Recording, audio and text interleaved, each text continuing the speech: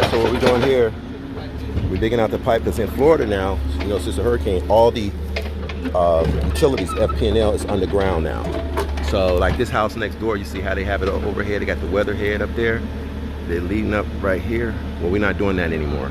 Everything is underground. So that's what my guy is digging out the trench for us to put the FP&L conduit pipes in, and then they're gonna run it up this pole here where you see that little gray chase, which is right here. So all new construction,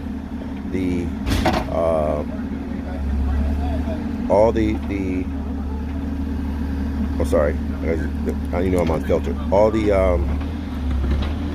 underground and stuff is going to be like, all the FP&L pipes and stuff is going to be underground.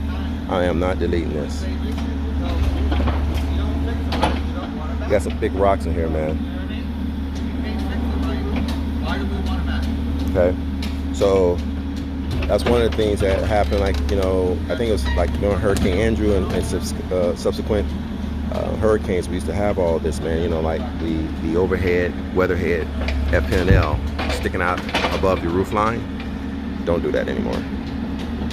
Okay, so if you're doing an addition to your house, 9 times out of 10 you're gonna probably have to, if you have a weatherhead like that, you're gonna have to go underground. So I'm gonna go all the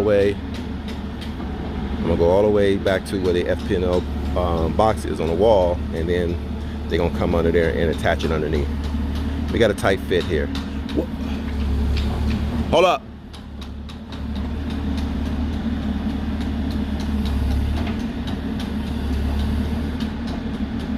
Okay, good. I don't want them to hit the fence. All right, I'll keep you guys posted. Peace.